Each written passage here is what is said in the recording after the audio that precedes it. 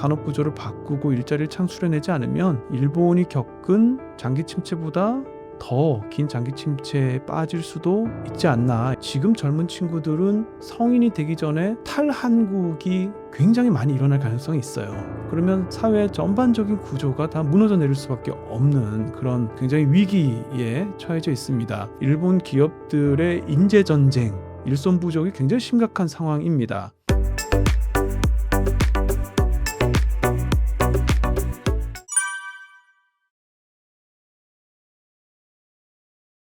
일본에서 드라이브스루 장례가 등장했습니다. 이건 단순한 편리함일까요? 아니면 일본 사회 전반의 깊은 변화의 시작일까요? 네, 이게 드라이브스루 장례식장이라고 하죠. 근데 저도 사실은 뭐 직접 가본 적은 없고요. 저도 언론에서 이 TV에서 나온 걸 이제 봤는데 차를 타고 우리 맥도날드 이 드라이브스루 하듯이 스타벅스 커피 드라이브스루 하듯이 이렇게 지나가면 터치 패드를 보고 거기에 이제 성명, 주소 이런 거 기입하고 그러고 나서 한 번 더 돌면 향로가 있습니다. 이제 향을 이제 손으로 보통 집어서 이제 직접 피우지만 이제 전자 향로가 많아서 버튼 누르면 그 재단에 불이 이렇게 들어오는 식으로 이렇게 이제 돼 있는 이제 드라이브스루 장례식장인데요. 이 드라이브스루 장례식장이 등장한 이유를 보통 우리가 이제 두 가지 정도로 설명을 합니다. 일단은 편리성입니다. 이제 직장인들이 바쁜 시간을 쪼개서 차에서 내리지 않고 와서 이렇게 한 뭐 5분, 10분이면 이렇게 조문을 하고 돌아갈 수 있기 때문에 그 편리한 게 있고요. 두 번째는 이 고령 사회이기 때문입니다. 이 고령자들 중에는 거동이 불편하신 분들이 굉장히 많아요. 그래서 뭐 휠체어 꺼내고 내리고 이러면 그거 자체가 굉장히 큰 일이기 때문에 차에 탄 채로 그대로 조문을 할 수 있는 그런 이제 시스템이라고 생각하시면 되고요. 하지만 저는 이 두 가지 이유보다 더 중요한 세 번째 이유가 있다고 생각을 합니다. 이게 뭐냐면요. 경제적인 이유입니다. 이 드라이브스루 장례식은 일단 비용이 적게 듭니다. 왜냐하면 자리를 덜 마련해도 돼요. 그러니까 뭐 60명 참석하는 거를 한 10명 정도, 실제로 참석하는 인원은 한 10명이고 나머지는 다 드라이브스루로 이렇게 조문하면 되고, 또 가장 중요한 거, 음식을 준비할 필요가 없습니다. 장례식장에서 음식 비용이 굉장히 많이 드는데, 그래서 이제 음식 준비도 필요 없고 자리도 조금만 준비하면 되기 때문에 굉장히 비용이 절감이 돼서 지금 이 장례식장, 일부 장례식장에서는 기존의 장례식장에 더해서 추가로 이것도 이제 같이 병행해서 하는 곳도 이제 생겼습니다. 다만 이러한 드라이브스루 장례식 그 자체에 대해서 거부감이 있는 것도 사실이라서 이게 이제 일본 사회 전체에 퍼진 일반적인 건 아니고, 이런 굉장히 재밌는 사례 또는 굉장히 좀 독특한 사례도 있다 정도로 일본에서도 이제 보도가 되고 뉴스에 나오는 정도라고 보시면 되고요. 번외로 이 드라이브스루 장례식은 원래 미국에서 나왔다는 얘기가 있습니다. 미국에서는 이 유리를 두고 이제 유리 건너편에 이제 뭐 시신을 안치하고 이 건너편에서 이제 뭐 조문하는 뭐 이런 방식인데요. 이 유리가 방탄유리였다. 1980년대에 갱단들끼리 어떤 싸움, 전쟁 때문에 사실은 장례식장에 다 모이면 이게 갱들이 몰살당할 수 있는 이 위험이 굉장히 크기 때문에 그래서 드라이브스루 장례식이 생겼다는 얘기도 있습니다만, 뭐 이건 이제 정말 그런지는 좀 검증이 필요한 얘기인 것 같습니다. 네. 일본은 이미 다사 사회로 들어섰고 가족장처럼 작고 조용한 장례가 일반화됐는데 이것은 고령화 때문일까요? 아니면 사회가 장례도 감당하기 어려워진 걸까요? 네, 일단 일본의 장례식은 보통 이틀에 걸쳐서 장례식을 합니다. 쓰야라고 하는데요. 이게 뭐 전야식이라고 이제 생각할 수 있겠습니다. 이제 사망을 하게 되면 그 다음 날 저녁에 이제 이 전야식이라는 걸 하는데요. 이때 보통 이제 승려가 와서 독경을 하고 손님을 맞고 조문객을 맞아서 뭐 식사도 이제 하고요. 뭐 이런 헌화, 뭐 조의금 전달 이런 것들이 다 이제 쓰야라고 하는 전야식 때 하고요. 그 다음 날에 이제 장례식, 고별식, 화장 이런 것들을 합니다. 그래서 이제 고별식은 그동안 뭐 친지나 친척 또는 이제 회사 동료 친했던 사람들이 와서 고인은 어떤 분이셨다 이런 거 뭐 스피치도 하고요. 뭐 인사 뭐 그런 여러 가지 이제 이벤트 세레모니가 있고, 그래서 결국 이제 이틀에 걸쳐서 이 장례를 치르게 되는데요. 최근의 트렌드 중에 보통 이제 일반장이라고 하면 한 50명 정도 손님들, 50명 이상 손님을 불러서 이렇게 하는데 지금 이제 많이 보급되고 있는 게 가족장이라고 해서 훨씬 작은 규모, 30명 안쪽으로 조문객들이 오는 작은 규모가 유행을 하고 있고 또 원데이 플랜도 있습니다. 원데이 플랜은 뭐냐면 아까 말씀드린 것 중에 전야식을 생략하고 그냥 장례식, 고별식, 화장만 하는 그런 이제 원데이 플랜도 있고요. 직장이라는 것도 있습니다. 직장은 그것마저도 생략하고 바로 장례식, 화장을 하는 당일에 이런 형태가 지금 많이 보급이 되고 있습니다. 이유는 여러 가지 있습니다. 일단 고령화가 가장 큰 이유일 겁니다. 일본이 2005년경에 사망자가 출생아 수를 역전하기 시작했거든요. 지금 일본은 한 해 한 160만 명 정도가 사망합니다. 그런데 한 해 60만 명대가 지금 태어나니까 1년에 거의 한 90만 명 정도가 인구가 줄어들고 있는 거거든요. 하루로 계산하면 4,400명 정도가 사망을 하고 있습니다. 그러니까 장례식이 뭐 하루에도 몇 건을 이렇게 가야 되는 그런 상황도 속출하고 있고요. 그렇지만 이렇게 많이 돌아가신다고 해서 장례식 그 자체 의례가 붕괴되는 경우는 사실 그렇게 많지 않습니다. 사실 독일이나 스웨덴 같이 일본보다 더 고령화 뭐 노인이 많은 나라도 이렇게 의례가 급격하게 붕괴되는 경우는 없는데 다른 이유가 있다는 뜻이죠. 일단은 생각할 수 있는 게 사회 단절 고립의 문제입니다. 지금 일본의 1인 가구 비중이 한 40% 정도 됩니다. 근데 그중에 절반은 65세 이상 고령자예요. 그러니까 혼자 사는 노인이 굉장히 많고요. 그러다 보니까 가족 친지하고도 왕래가 없고 예전처럼 마을 사람들하고 교류가 있는 것도 아니고 하다 보니까 고독사가 굉장히 많습니다. 일본에서 이제 무연고 장례라고 해서 연락이 안 돼서 일본 정부가 지자체가 비용을 지불해서 장례를 치르는 비중이 1년에 4만 건에서 5만 건 정도 됩니다. 결국 장례를 조금 더 간소화하게 할 수밖에 없는 상황이 계속되고 있는 거고요. 경제적 부담도 만만치 않습니다. 보통 일반적인 장례식 비용이 평균적으로 한 200만 엔, 그러니까 2천만 원 정도 들거든요. 일본 서민들에게는 이 금액이 굉장히 부담스러울 수 있습니다. 또 비정규직 직장이나 아르바이트를 하는 경우에 장례를 치르기 위해서 뭐 유족 휴가를 써야 되는데 사실 일본 직장에서 이렇게 유족 휴가를 이틀, 3일 쓰겠다고 얘기하기도 좀 어려운 상황이 많거든요. 결국에는 장례가 좀 더 간소화되고 뭐 웬만하면 이제 하루 만에 원데이 플랜으로 뭐 치를 수밖에 없는 그런 상황이 점점 되고 있다. 이렇게 볼 수 있겠습니다. 일본 대졸 취업률이 98%에 달할 정도로 일자리 천국이라는데요. 기업들이 학자금도 대신 갚아준다고 합니다. 이게 기회의 땅일까요? 정상적인 노동력 확보가 어려워진 신호일까요? 일본에서는 괴롭힘을 뜻하는 하라스먼트라는 단어를 엄청나게 많이 씁니다. 뭐 하라스먼트 관련된 단어가 무지무지 많은데 대표적인 게 이제 세크하라, 그러니까 하라스먼트라는 단어도 줄여서 이제 하라라고만 하고 세크하라는 섹슈얼 하라스먼트죠. 그러니까 성희롱이고 그다음에 이제 파와하라라는 것도 있습니다. 그는 파워 하라스먼트죠. 직장 내 갑질입니다. 아카하라도 있습니다. 아카데믹 하라스먼트. 이거는 이제 뭐 교수들이 대학원생들을 상대로 뭐 갑질을 한다든지 괴롭힘 이런 게 아카하라고요.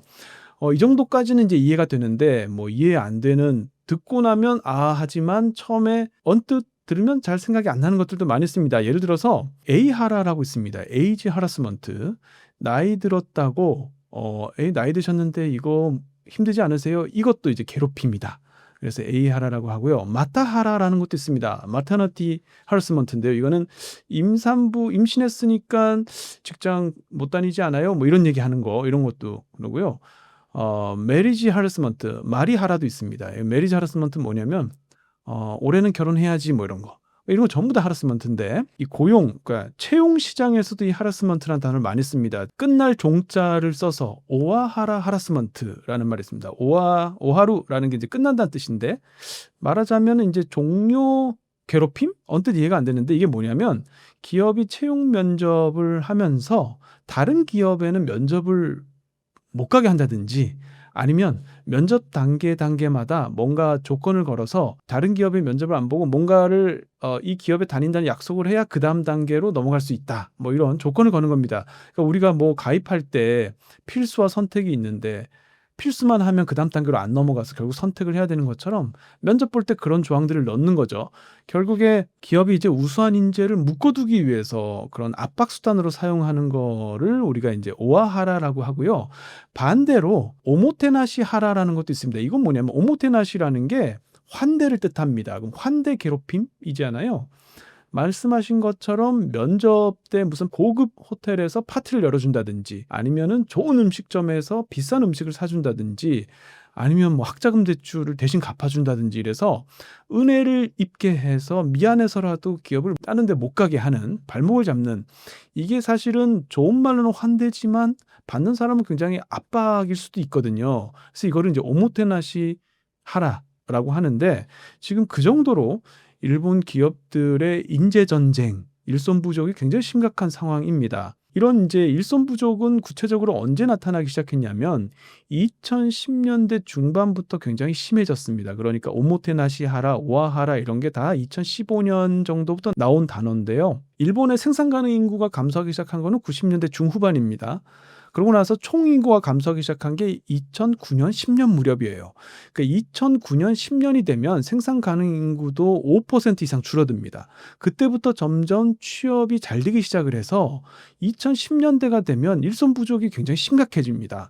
지금 일본이 노동자 한 명당, 그러니까 구직자 한 명당 일자리 개수를 뜻하는 유효 구인 비율이 1.26, 1.3 이렇거든요.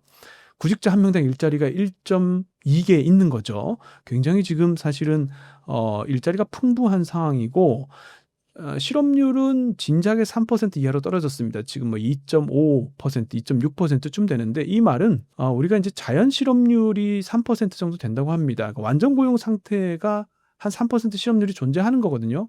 그 완전 고용 상태인 3% 실업률보다도 더 낮은 수준인 거예요. 그러니까 어느 정도 일본에서 지금 일손 부족 문제가 심각한지 아실 수 있을 거고요. 다만 일손 부족 문제가 인구 감소 때문에 생긴 거는 아닙니다. 그러니까 인구 감소도 영향을 미쳤지만 사실은 또 하나 중요한 게 경기가 살아났기 때문입니다. 왜냐하면 아베노믹스 때 2012년부터 2018년 사이에 일하는 인구는 500만 명이나 늘어났어요.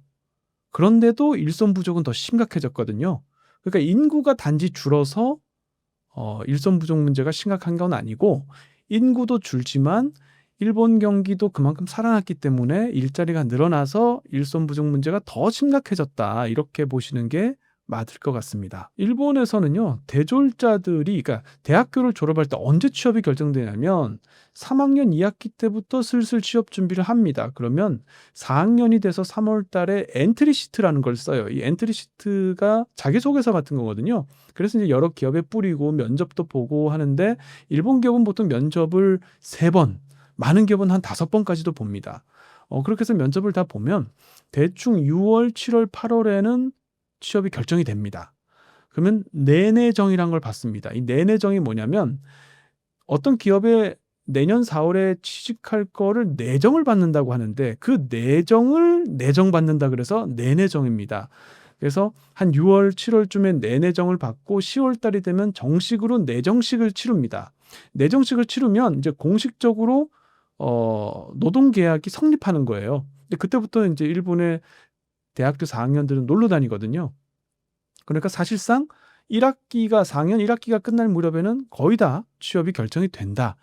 그 정도로 일본의 취업 시장이 굉장히 구직자들에게 있어서 좋다. 이렇게 볼 수 있겠습니다. 일본이 일자리 천국이라곤 하지만 실생활은 팍팍하다고 하는데요. 일본인들은 살아남기 위한 절약형 생존을 하고 있는 거 아닐까요? 일본은 30년 동안 명목임금이 오르지 않았습니다. 이 명목임금이 오르지 않았다는 거는 30년 전에 취업한 사람과 지금 취업하는 사람의 초임이 거의 비슷하다는 얘기예요. 그래서 일본은 전 세계에서 유일하게 아버지하고 초임을 비교할 수 있는 나라입니다. 아버지는 얼마 받으셨어요? 네, 나는 22만 원 받았는데 저는 23만 원 받아요. 이렇게 비교가 가능한데 그랬던 일본이 최근 한 2, 3년 사이에 임금이 오르고 있습니다. 작년에도 렌고 발표에 따르면 작년에도 5%대 임금 인상을 했고요. 올해도 5%대 임금 인상이 예정돼 있습니다. 이렇게 명목임금이 최근에 오르기 시작했지만 실질임금은 여전히 마이너스 상태입니다. 그러니까 실질임금은 물가 상승 속도를 임금 상승 속도가 못 쫓아가는 바람에 그래서 이제 실질은 계속 마이너스 상태라서 결국 구매력은 계속 쪼그라들고 있는 거죠. 그러니까 구매력이 쪼그라드니까 생활 수준도 하락할 수밖에 없는데요. 여기에 더해서 지금 말씀하신 대로 일본은 세금, 사회보장 비용 그리고 고정비 지출이 한국보다는 좀 높다고 볼 수가 있습니다. 일단 연금 부담 비율이요. 일본은 한 18%쯤 됩니다. 우리가 지금 한 9% 되거든요. 딱 절반이죠. 물론 우리도 2026년부터 오르기 시작해서 2033년이 되면 한 13%까지 오를 전망인데요. 어쨌든 일본은 지금 연금 부담 비중이 높고 건강보험 같은 경우도 우리가 한 7%, 평균 7%쯤 되는데 일본이 평균 한 10%쯤 됩니다. 그러니까 건강보험 부담 비율도 높고요. 그 다음에 한국은 소득공제나 세액공제 항목도 굉장히 많은 편입니다. 일본은 굉장히 심플하거든요. 대표적으로 한국에는 있지만 일본에는 없는 게 월세 세액공제, 그 다음에 카드 세액공제, 이런 거는 일본에는 없습니다. 그래서 동일 연봉 대비 실제 수령액 차이가 발생할 수밖에 없는데요. 예를 들어서 연봉 4천만 원을 기준으로 하면 한국은 약 월 294만 원, 일본은 약 260만 원, 31만 원 일본이 적게 받는 셈이 됩니다. 근데 여기서 끝이 아닙니다. 부모님 찬스라는 측면에서도 사실은 한국이 일본보다는 사정이 좀 낫습니다. 한국도 물론 이제 월세로 시작하는 사회 초년생이 많지만 또 여유가 좀 되는 집에서는 부모님이 전세를 구해주기도 하잖아요. 그런데 일본에는 전세 제도라는 게 없습니다. 월세를 내야 되는데 도쿄 같은 경우에 조그만 방 하나가 보통 한 7만 엔에서 9만 엔 월. 그러니까 사실은 월급 받아서 굉장히 집세 내고 나면 남는 게 없는데 다만 차이점은 일본은 직장에서 사택을 마련해 주거나 주택 수당을 주는 경우가 많기 때문에 그런 측면에서는 조금 또 보완이 되는 측면이 있습니다. 여기에 더해서 이제 전기, 수도, 가스 요금, 인터넷 요금 일본이 한국보다 한 2배 정도 비쌉니다. 결국에 이제 일본 젊은이들이 굉장히 매일매일이 정말 벌어서 거의 지갑을 스쳐 지나가는 정도 월급이 다 아마 나갈 거예요. 그런데 그럼에도 불구하고 일본 사회가 그래도 유지가 되는 거는 예측 가능한 사회이기 때문입니다. 무슨 말이냐면 지금 급여 수준은 굉장히 낮아요. 그런데 직장에 들어가면 일단 특별한 사정이 없는 한 65세, 뭐 지금은 거의 70세까지 일을 하니까 65세, 70세까지 다니지 않을까라는 예상이 가능하고 그 예상에 기반해서 30년, 40년 론을 끼고 주택을 또 구입할 수가 있습니다. 일본은 주택 론을 받는데 조건이 그렇게 까다롭지 않습니다. 금리도 싼 편이고요. 그리고 30년, 40년 회사를 다닌다고 생각을 하면 그 계획에 맞춰서 뭐 결혼도 가능하고 출산도 가능하죠. 그리고 일본은 초임은 한국보다 낮지만 10년, 15년 정도 회사를 다니면 역전하는 구간이 옵니다. 뒤로 갈수록 연봉이 빠른 속도로 오르거든요.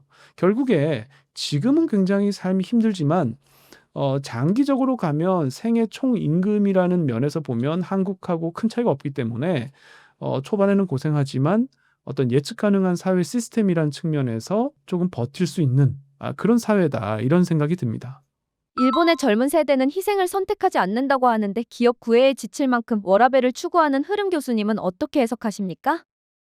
고도 성장기의 일본인들의 삶은 기업 그 자체였습니다. 내 인생과 기업의 운명을 동일시하는 그런 사람들이 굉장히 많았고요. 기업이 곧 내 삶이다 이렇게 생각하는 사람들이 많았습니다.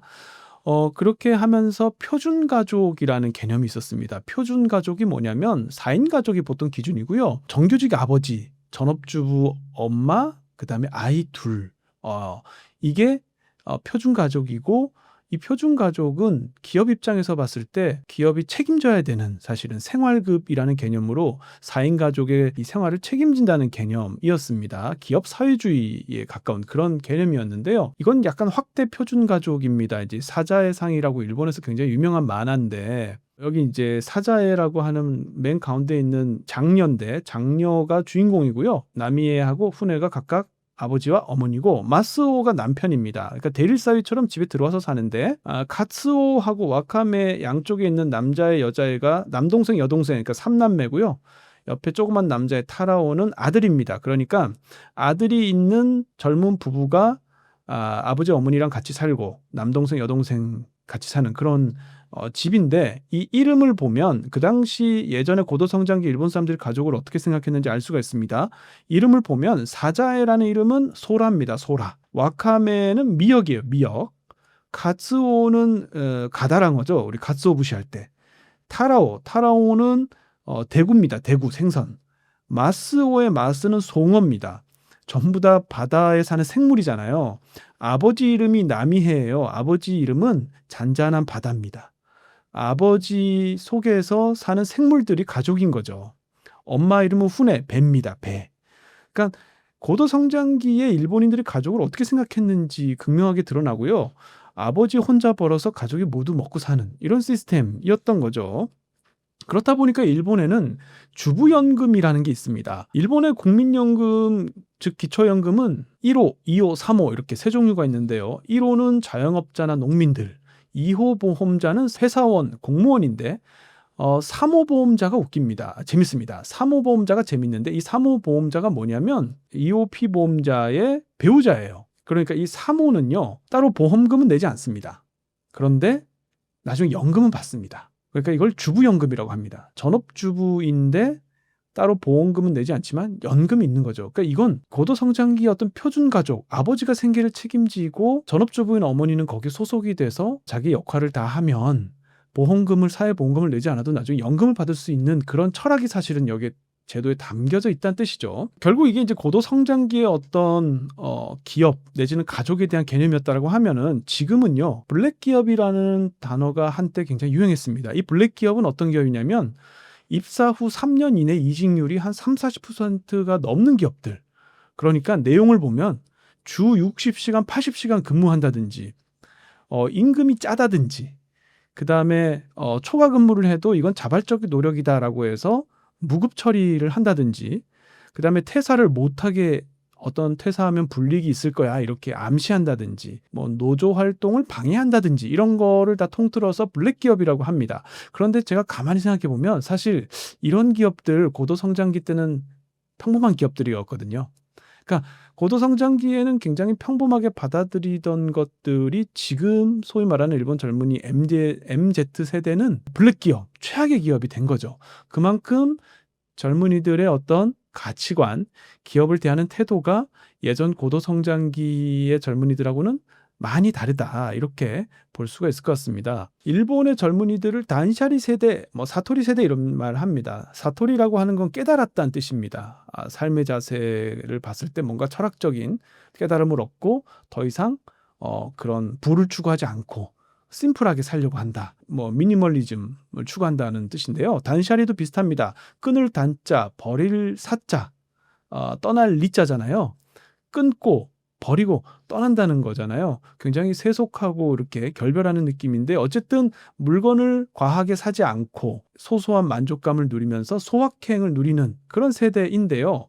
그런데 모르겠습니다. 저는 이 단샤리 세대가 선택의 문제인지 아니면은 어쩔 수 없는 선택인지 좀 고민해 봐야 되는 게 지금 내가 그냥 회사를 다니면 연봉이 4천만 원인데 죽을 똥 살 똥 열심히 일하면 6천만 원이 될 수 있어. 그러면 죽을 똥 살 똥 일하지 말고 그냥 적당히 일하면서 4천만 원을 벌어야 되겠다라는 선택인 거죠. 그런데 만약에 4천만 원이지만 열심히 일하면 6억을 벌 수가 있어라고 하면 아마 열심히 일할 거예요.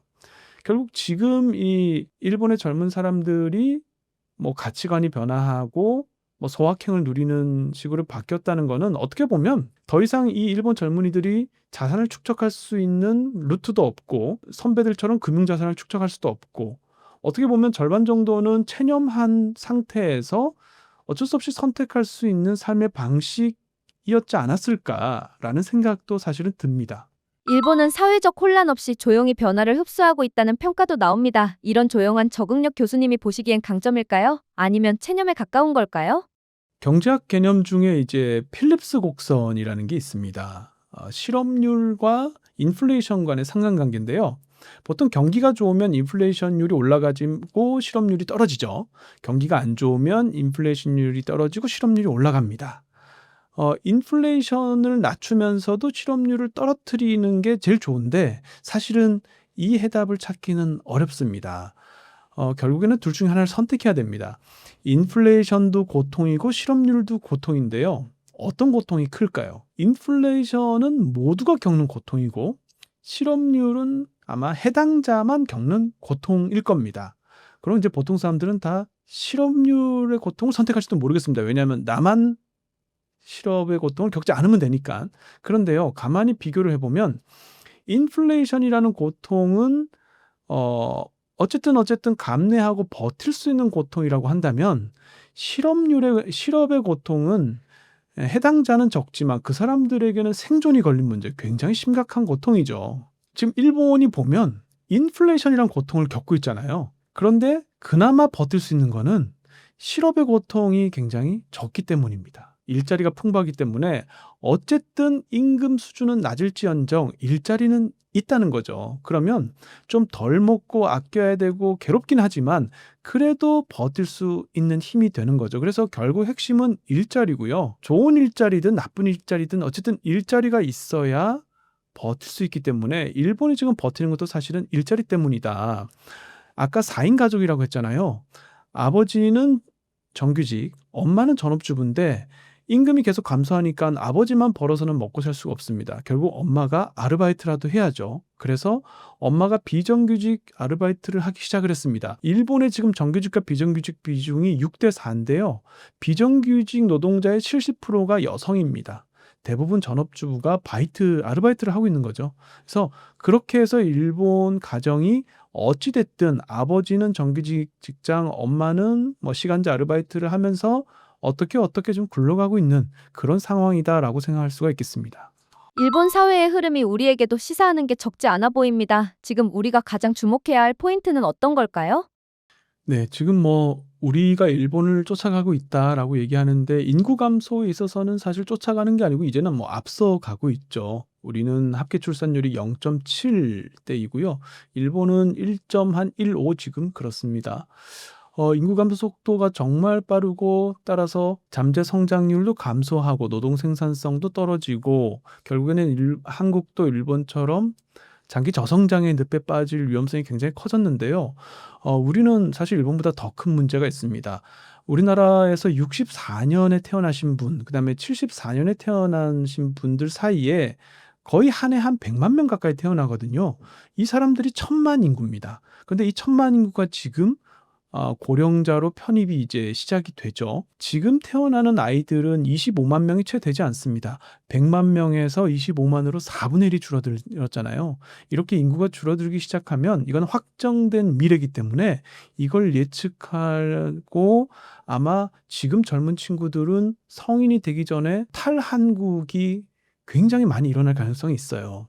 일자리도 적고 대부분의 제조업은 해외로 진출하고 그나마 남은 일자리는 뭐 실버 산업에 관계된 일자리밖에 없고 그럼 결국에는 젊은이들은 해외로 나갈 수밖에 없는 상황인데요. 그러면 사회 전반적인 구조가 다 무너져 내릴 수밖에 없는 그런 굉장히 위기에 처해져 있습니다. 이걸 막기는 쉽지는 않은 것 같습니다. 여러 가지 뭐 해법이 생각해 볼 수는 있지만 뾰족한 해법은 없고요. 그래도 그나마 본질적인 해결책은 역시 일자리죠. 어떻게 하면 좋은 일자리를 많이 만들까인데 좋은 일자리라고 하는 거는 결국 신산업에서 창출할 수밖에 없습니다. 뭐 AI, 반도체, 양자, 바이오, 항공우주 이런 최첨단 산업에서 뭔가를 우리가 산업 구조를 바꾸고 일자리를 창출해내지 않으면 일본이 겪은 장기 침체보다 더 긴 장기 침체에 빠질 수도 있지 않나 이런 생각이 듭니다.